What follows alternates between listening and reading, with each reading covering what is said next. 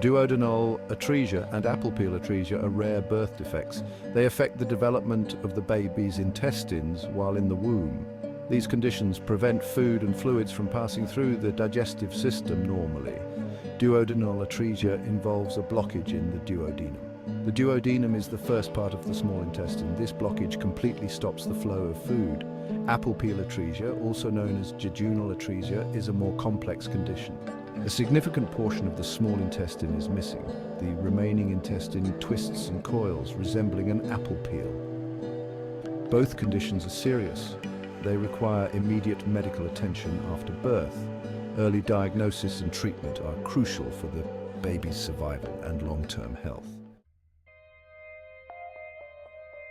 The double bubble sign is a telltale sign on an X-ray. It indicates a blockage in the upper part of the baby's digestive system. This sign is often seen in babies with duodenal atresia. The two bubbles on the X-ray represent the stomach and duodenum. They are filled with air and fluid. This trapped air and fluid create the characteristic double bubble appearance. The double bubble sign is a strong indicator. It prompts doctors to investigate further. It helps them confirm the presence of duodenal atresia or other digestive tract blockages. While the double bubble sign is suggestive of duodenal atresia, it's crucial to differentiate it from other conditions. One such condition is pyloric stenosis.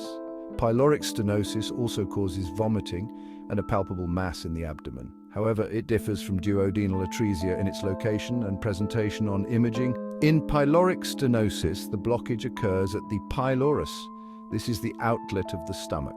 The X-ray may show a single dilated stomach with a narrow pyloric channel, unlike the distinct double bubble seen in duodenal atresia. Differentiating between these conditions is vital for choosing the appropriate treatment. While surgery is necessary for both, the surgical procedures differ.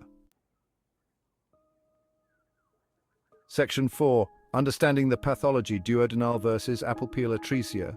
Duodenal atresia occurs when the duodenum, the first part of the small intestine, fails to develop properly during pregnancy. This results in a complete blockage, preventing the passage of food and fluids. Apple Peel Atresia, on the other hand, is a more complex anomaly. It involves a blockage in the jejunum, the middle part of the small intestine, along with malrotation and twisting of the intestines. The blood supply to the affected portion of the intestine is often compromised in Apple Peel Atresia. This can lead to further complications such as intestinal necrosis or perforation. Understanding the specific pathology of each condition is crucial for surgeons. It guides them in choosing the most appropriate surgical approach and ensuring the best possible outcome for the baby. Section 5. Investigating intestinal atresia, methods and findings.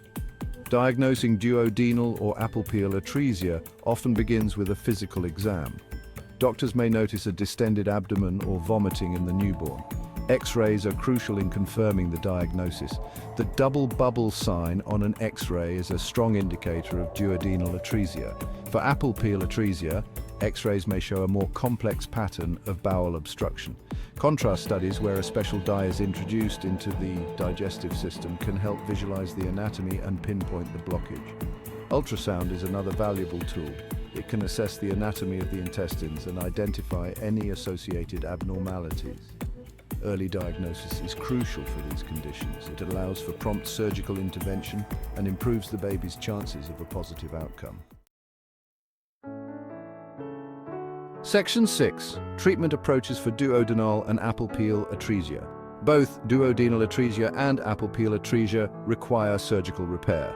The surgery aims to remove the blockage and restore normal intestinal flow. In duodenal atresia, surgery involves connecting the blocked ends of the duodenum.